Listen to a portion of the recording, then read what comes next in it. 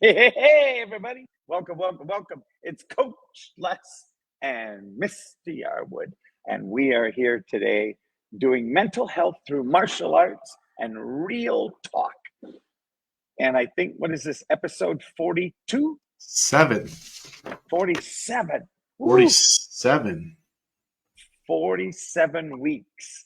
Yeah. And we've skipped a few in between for things like state tournament, world tournaments, where I'm extraordinarily proud to say Mr. Yarwood did very well, and I'll let him share about that, as that is part clearly of his mental health at the moment. Yeah, um, so every year we have a tournament season. It goes from July through May, and all black belts are eligible to do tournaments and they earn points towards a standing.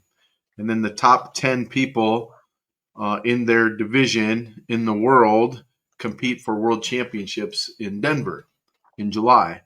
So this last couple weeks ago, I traveled to Denver to go compete, and I competed in 6 events and won 3 world championships and then a third place. So I did pretty good. It was pretty cool, but a lot of training, a lot of time, but it was fun. It was very good. and how would you say that affects, in general, affects your mental acuity or state? Yeah, so it's more about leading up to it, right? Actually winning it, it's like it's really cool, obviously in the moment, but half an hour later, you moved on to other stuff because while I'm there, I have a lot of other things going on beyond just my competition. So I celebrate it quickly and then I move on. But the mental health part comes from all the training, all the ups and downs of along the way, the tournaments that I compete in, winning and losing, um, practicing stuff that I struggle with, that I fail and have to keep going, pick it up and move forward. You have some issues with those types of things as you go because it's not always easy. So it's a challenge, but I think ultimately it's a net positive because I can look back on all the things that I went through to get to the the opportunity to be able to become a world champion and all the work that I put in, all the time I spent on the mats getting there. It really kind of, when you reflect on that and you see how far you've come and all the things you've gone through, I think it's a great thing for your mental state to understand that you can push through all the diversity, all the adversity, all the stuff and still come out on top. It just, as long as you keep working and keep doing the things you need to do. Because once you decide that you're going to quit, your mental state starts to decline as well, because now you start talking negatively about yourself. You start talking about things that are going on, that you make excuses like we talked about last week. There's all kinds of other stuff that goes into it. And I think it's a drag on how you feel about yourself and what your mental state can become, because you can start trailing off into some negative areas if you start allowing yourself to become um, a, negative about yourself and the way you say things to yourself inside your head. So it can be pretty bad if you allow that to take over your thoughts. And what do you think about today's? So I'm going to Q&A you a little bit today, because, well, I just think that That's fine. there's some things that I have a tremendously hardcore view on, and my question would be this: what is, in today's world, today's society, do you think we cater too much to the what's the word I'm looking for? Mollycoddle is the only thing I can remember from, that namby-pamby Oh dear, it's okay. Here, let me pet that little boo boo. Oh, did you get a bruise here? Let me pet that for you. It'll go Hmm. away. Yep. And I just, I think, me personally, I see we're in a society that has gone way overboard. And so I'm curious on your view, because in martial arts, you're going to get injured. It's not if, it's when, and then how do you recover from it? And what do you do to get back? Yeah. So addressing the first part, um, I'm obviously, well, I'm maybe not obviously, but I'm Gen X, and I think one of the things that we came up understanding is that you fall down, you get hurt, you get back up, and you keep going. You rub what we used to say is rub some dirt on it. So it was a challenge for us, but we learned that if you fall down, you get back up. Nobody's there to pick you up, dust you off, and whatever, pat you on the butt. You're sometimes you're on your own. So you understand that one little setback doesn't stop you. You don't wait for somebody to come and coddle you and tell you everything's okay. I think one of the issues we have now is that we jump too soon to try and fix a problem that might not exist. We actually might create a bigger one by coddling some kid who falls and he bends his finger, and we run to him and immediately pick him up and say, "Oh, it's gonna be okay. You'll be fine." And we start coddling him, and he starts to respond by maybe he starts crying more, or he decides he doesn't want to do what it is that he was doing anymore because it hurts too much, and then we build on that by saying, well, it's okay, you can sit down, and you don't have to compete anymore if you don't want to, you don't have to play anymore if you don't want to, it's okay, you come back when you feel better.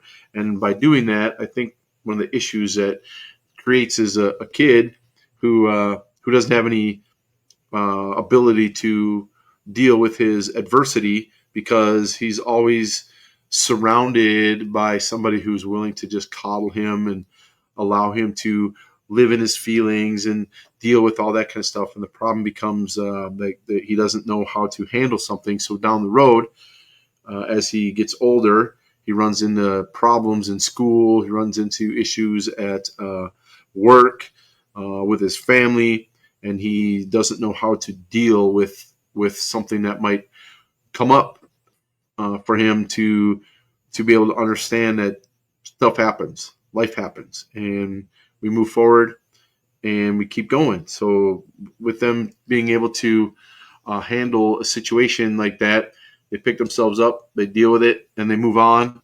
Sure, they got to, you're going to have times where it might be more serious, and those are the things we have to evaluate to understand what it's going to be. But ultimately, if we coddle them, it turns out to be something that isn't going to be good for them in the long term. It's going to be detrimental. And I think um, helping them to work through issues, to deal with issues in a way that is a more positive direction for them to be able to respond in a way that says, um, you know, sure, it hurts. So what? Get back on the mat. Let's go. If a bone is hanging out, if a tooth is missing, a big gash on your head, whatever, those things are, things we can deal with. But if you fell and you hurt your butt, who cares? Get back up, keep going. And when you put them in situations that allow them to quit, to make a decision that they don't want to keep going because it hurts or my feelings hurt or whatever, you're setting them up for long term failure, and it's not a good thing for them to be able to handle that kind of stuff. So my 2 cents anyway. And I think that's the piece for me where do people get it in society? Right? We used to play down the corner, or at the park, and we used to fall off the bench or the fall off the slide, or now there's rubber, and you fall off, and it's like a state fair jumping off. Woo! Look, I'm Yeah. bouncing in the rubber pieces. And gone are those days when you get a scrape and you got to deal with a little pain. You go home and mom has to, well, I've got to scrub that to get that gravel out of there. No, just leave it in there. And they're like, and out comes the scrubbing brush, and you're like, Yeah. Or you get the hydrogen peroxide to clean it out the cut. Yeah. No, I think the worst one was so I decided to play with my stepmom and dad's new knife set, and I was showing a friend of mine, look, it's really sharp, and I went through a piece of paper.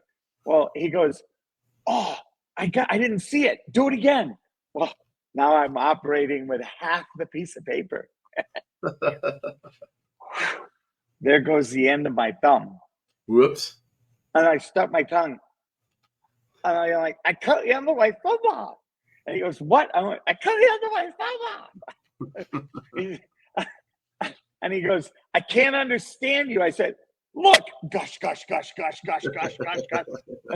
See, I cut the other way. And he goes, and he went white as a ghost. So we went next door to my neighbor's house. Her name was Dorothy, and I'll never forget it. Because I had to do the same thing again, right? Because she couldn't understand me. And my buddy was still white. So I went, I cut the end of my thumb off.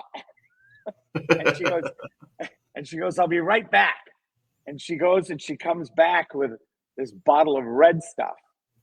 And she puts some in a thimble, and she goes, give me your thumb. I'm like, she goes, give me your thumb. And she grabs my thumb and sticks it into the mercurochrome. Iodine? I know, it was mercurochrome, same thing. Oh, yeah. And I literally went, wah! I had not hurt up until that point. And I'm like, let me go. And she goes, no, 30 seconds. And I'm like, it's killing me. She goes, 30 seconds. So 30 seconds later, literally, right, she pulls it out, and it's like stopped bleeding. It grew back. Almost. That's what it felt like. And it had stopped bleeding. The entire end from my knuckle down was bright red. And she gets it, and she looks at it and goes, yep, it'll heal. And You're she good. wraps it with a bandage, and she goes, okay, go play. Yep. And at this point, it felt great because it wasn't in the flipping mercurochrome. I think that's, like we said, it's like when I was a kid, you fall down, you get back up, the coach would say, rub some dirt on it, you'll be fine. Right? There was no response like, oh my gosh, because when you create that situation, then the kid starts crying more, and now the pain starts, right? When we have kids, our little dragons before class, they get to play on the mats, right? And a lot of times they grab the pads and they run into each other as hard as they can, and then they fall and they giggle and laugh and then get back up again. But every once in a while, they hit heads together. Boom, right? And then they fall down, and then they start crying, right?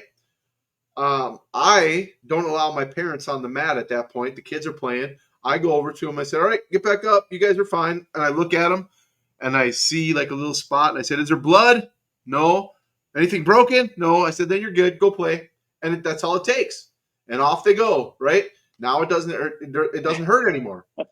It's all you got to do, right? You set that mindset in their head that it's fine, and they keep going. If you go over there and, oh my gosh, he hurt himself and he needs to go sit down, he needs water, all it does is make it a worse scene for them, and they respond dramatically to something that is just a little bump on the head, right?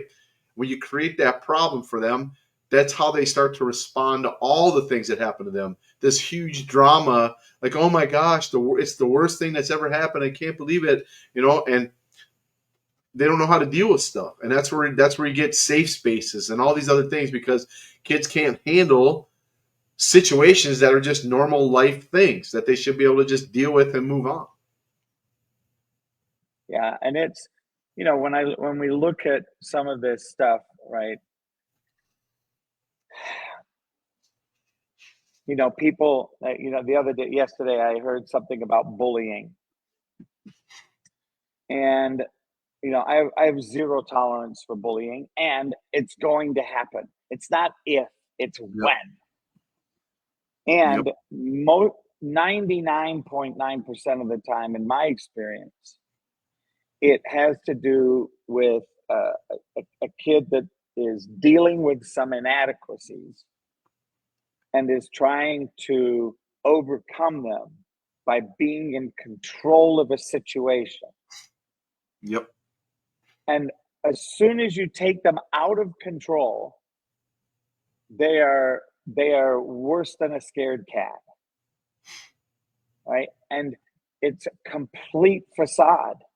Yep. And the their buddies support it. Their friends get enamored with it. They laugh because it's funny, because they're not at the brunt end of it themselves. And, I look at that and I think of martial arts and I go, you know, there's no bullying on the mats. There's never any bullying because Nope. there's enough fighting. Yeah. We have fun. We have fun that way already.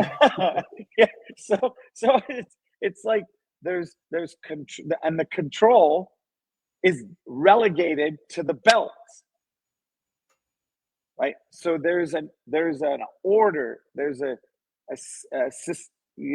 already a system and a process for maintaining order.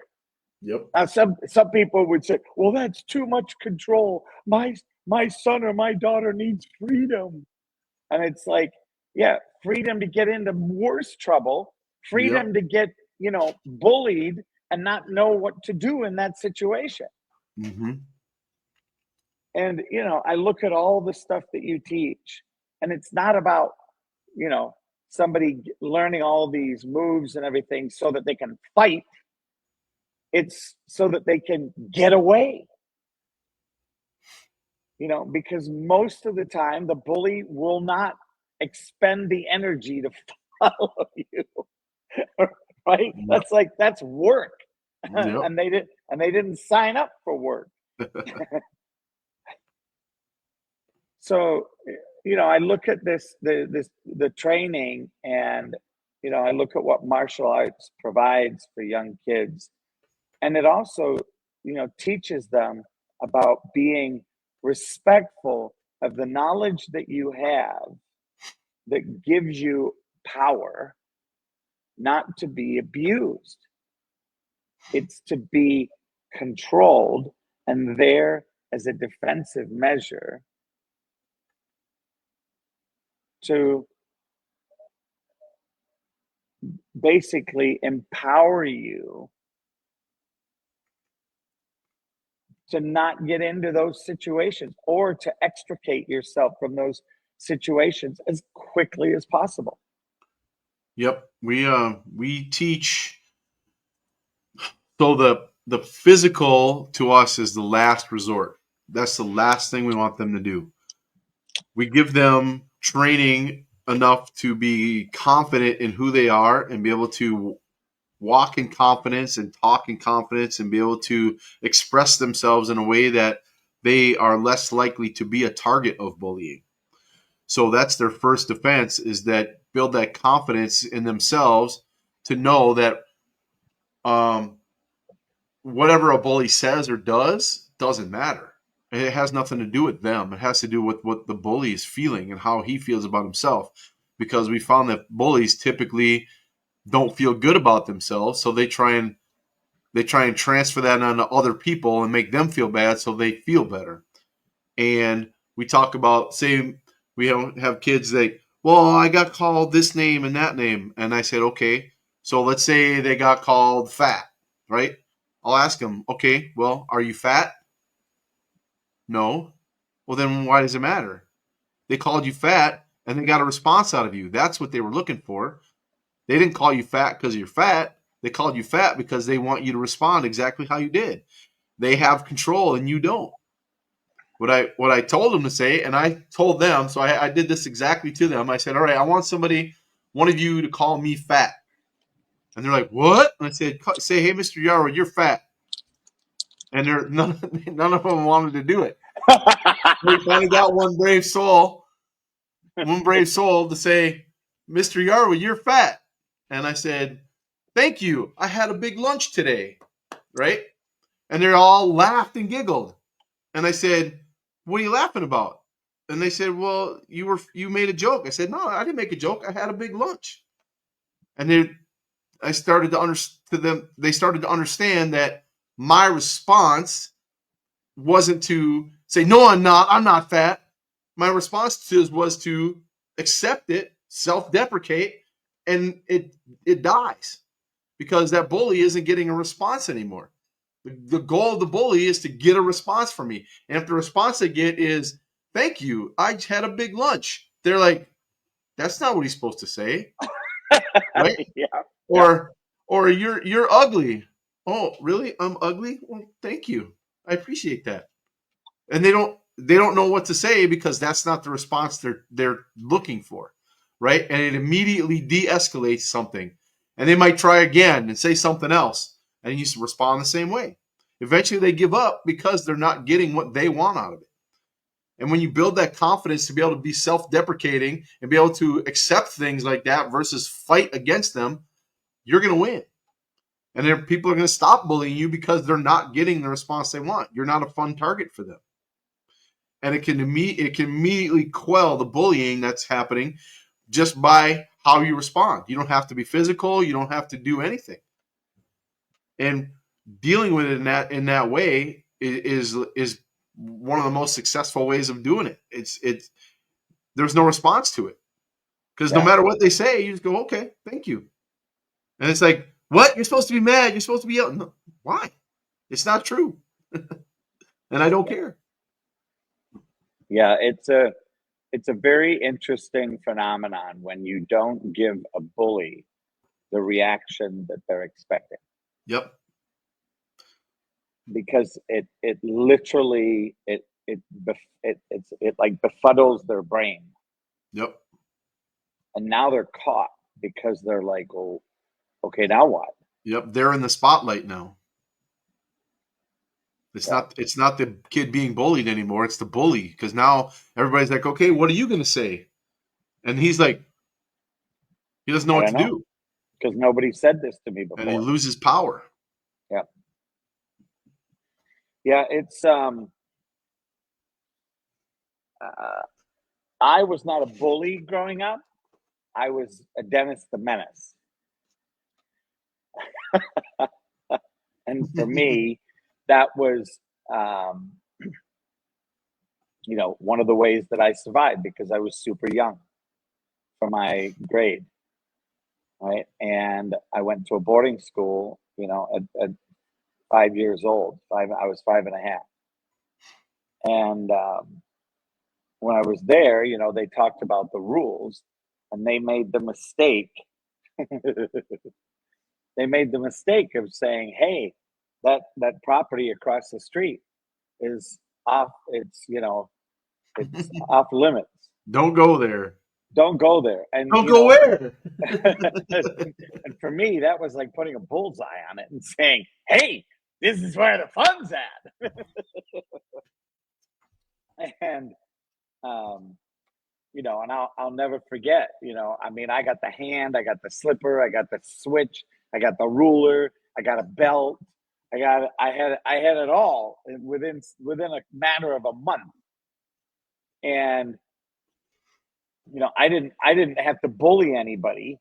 I didn't have to prove anything, but I could start ruler wars between the classroom because everybody always wanted to see what I was going to get myself into. So they'd always follow. Not sure that the mental health was great on my end. But that was the part for me And, I look at,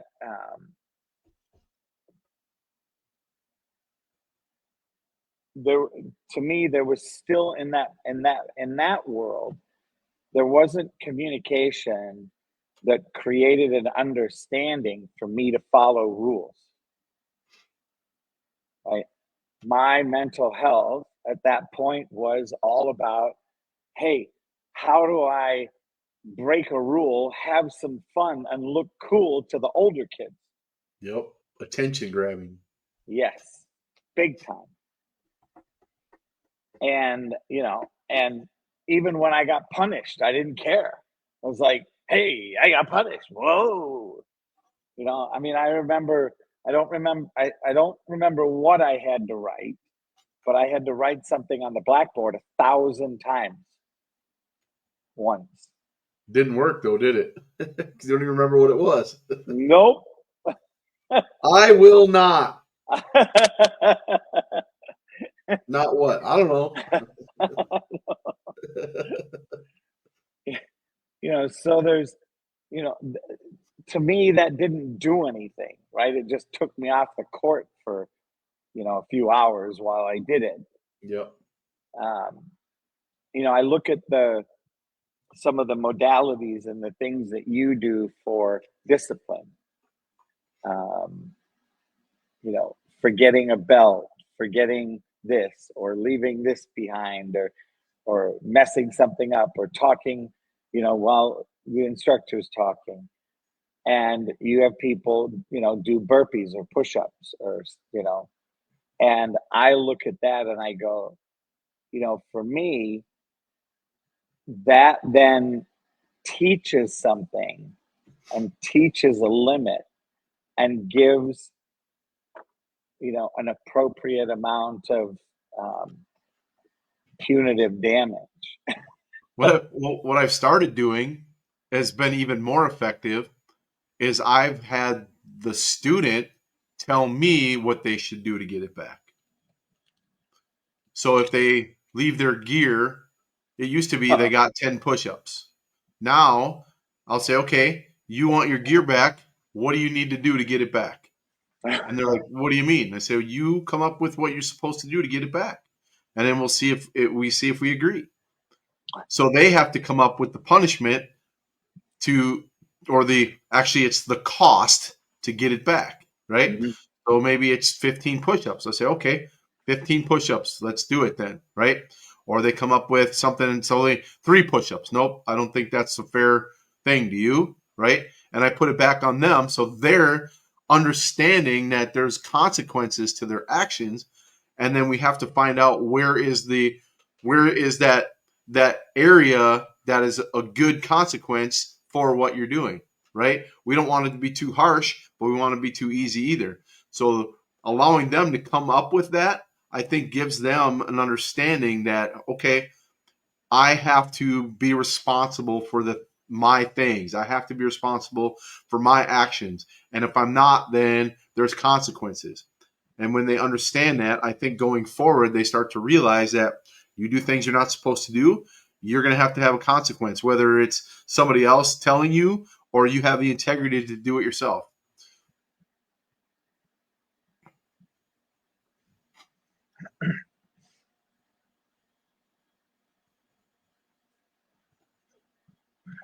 Mm. I'm just looking at some of these things that, on mental health.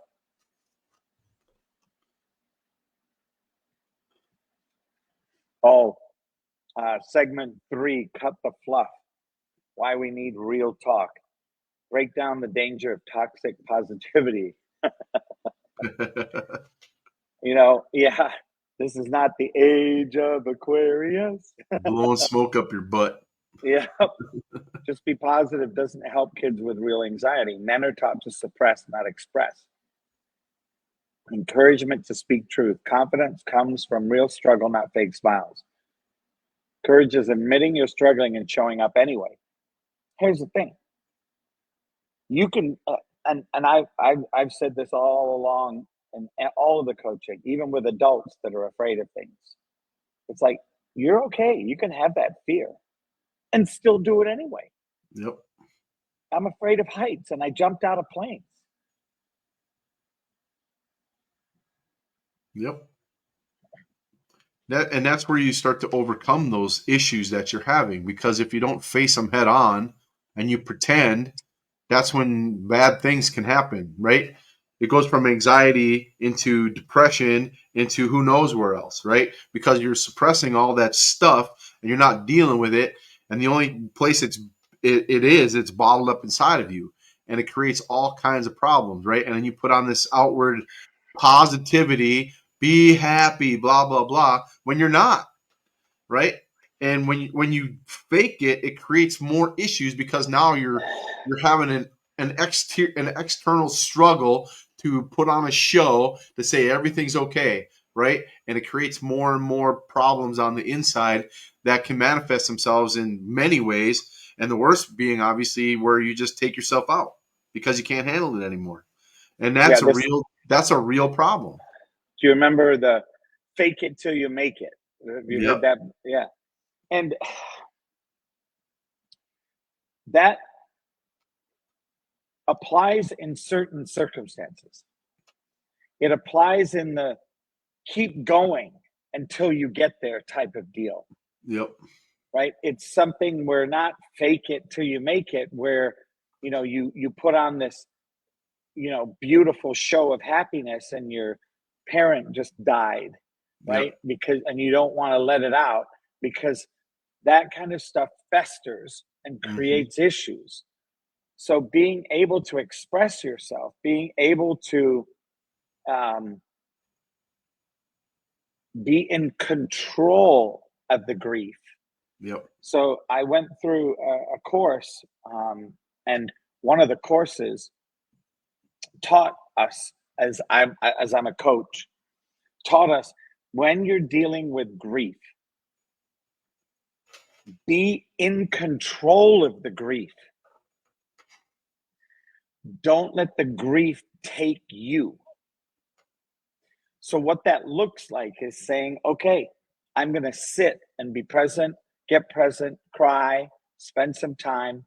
And, when in 15 minutes or half an hour, I'm going to get up, dry my eyes off, and get back to business. Yep. And if there's something I need to write, if there's somebody I need to communicate with, if there's somebody I need support from, then there are things and actions to take. But to allow and sit there and allow grief or allow emotions to overrun you is saying, well, I don't have control over my emotions. We do have control, because who creates the emotions? Where did they come from? I'm like, and I hear this and I'm like, oh, well, you poor child, you have, these emotions, and you have such strong emotions. It's like, wait a minute. You invent them. Mm-hmm. You create them. And if we as adults and parents are not responsible for how those emotions get played out, and we allow them to be in control of our kids, that's where that's where the mental health comes in. Yep. I mean, think about it. I've seen a kid crying so hard and for so long. They were starting to lose their breath. Mm-hmm. And I'm like, wait a minute. And, and I've seen it happen here at the ice cream shops. And we have a drawer full of Hot Wheels cars. I bought them when the Walmart was closing. And I grab a Hot Wheel car, and I bring the Hot Wheel car over to a little kid. And it's that fast. Yep. No, I'm no miracle worker. I just know that if you allow the brain to continue down a path, it will make a rut, and it will play down that rut. So I come along and go, whoa, let's put you into a different place in your brain. And all of a sudden, they forgot what they were crying about. Exactly.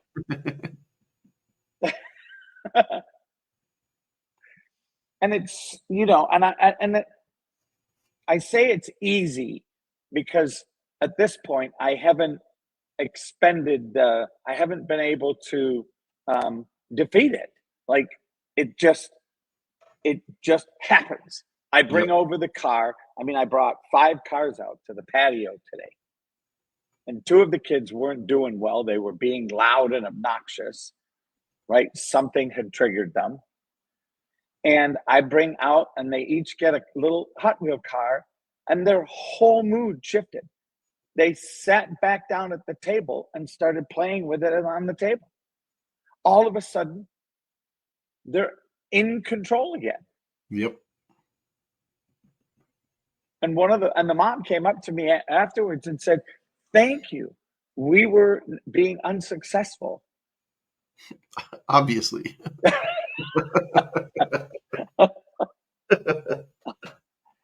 And I said, and I just looked at her and said, "Hey, I just took his attention and put it on something else." Yep. Super strategic. Is mental toughness a trainable skill? I love this. Especially at the very end where it says, here, if you're listening, black belts weren't born confident. They were made by failing, struggling, and refusing to quit. They fell down, they got back up. They got kicked down, they get back up. They got hit, they got bruises, and they came back and asked for more. Right? Like that's just the play of the game. Yep. And these people, ask about the Shaolin monks, right? I can't believe they could do this stuff. How do they do it? Well, think about it. They spend 12 hours a day training. In some of that training, it is a lot, starting to punch a tree and over time they get used to it. It's no magic, right? Like they're human beings that have been well trained. They have forms, they have sparring, they have controlled discomfort, and it's brought upon in a time, in an age-old recipe. Hit this, do this action 10,000 times in the next month, and do it again and again and again, and this result will happen. Yep.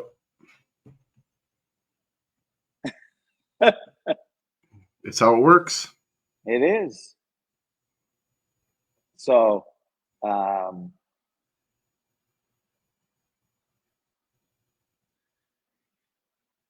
with anything, actions speak way louder than words. Practice doesn't make perfect. Good practice makes you good. If we were able to perfectly practice, we could then be perfectly good. That ain't happening. No. Yeah. So, being prepared for this, and this is what I love about martial arts, and that's why I'm here. It's like, Les, you already are doing how many live streams? How many things are you doing? What are you doing? Why are you doing another one with Mr. Yarwood? Because for me, this makes a difference with kids. Just like my ice cream, just like the stores here. Our intention is to make a difference. Yep. This with Yarwood's Martial Arts, another amazing opportunity. So thank you, Mr. Yarwood. Thanks for allowing me to join this platform. Yes, sir.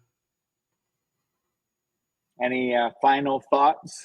No, I mean it's back to school time. This is probably the most mental health issues kids have throughout the year. They're starting new school, they're starting new friends, new grades, new teachers, all kinds of new things. They're getting anxious. They're going to start expressing those things in different ways. As parents, we need to listen because they might not necessarily be able to tell us, but if we pay attention, like you said, actions are louder than words. Watch what they're doing, how they're responding to things. For me, I see it in I don't see these kids all the time. I see them a couple times a week, and I can tell when there's something off on them, right? As a parent, you should be able to recognize it immediately because I see it, and you go talk to them. The number one thing, talk to them. See how they're doing. And don't be, how's it going? No, talk to them. What's going on? How was school today? If there's anything happen, good or bad, right? Get them talking about things. Because when they talk about it, they'll get it out, they'll express it, and then you can deal with it. But if you just allow them to say, how was school? It was fine. That's no, it wasn't. You know it wasn't. If you leave it at that, that's the same thing. It's going to fester. It's going to get worse, and you're never going to get them to say anything to you because you never dive into what they're talking about. Right. They want to talk to you, but you just have to know how to do it. And if you don't figure that out, both sides are going to struggle. So with it being back to school time, now is the time to start rebuilding that relationship with them. Take 5 minutes at the end of their school day and talk to them. See how their day went. Get them on a schedule to do that so they can get it out of them. Because every day they're going to have some issues. And if they're comfortable talking to you about it, it's going to relieve that pressure for them. And their life is going to be a lot easier. Yeah, and the last thing you want to do is suck it up. Yep. Be a man. There's a time for that, but that mental health stuff, that anxiety, depression stuff is not it. That's not the time. No. You got to know when and where to utilize that. Just be cognizant of what they're saying, what they're doing, how they're acting. Pay attention to their actions and their words and listen to them. Yeah, really do appreciate this. And I am happy to say I'm looking forward to the next time. Yes, sir. Any questions, please reach out to either of us. You can see our web addresses. And if this works the way it's supposed to work, when I hit the end stream, you'll get to see another little video.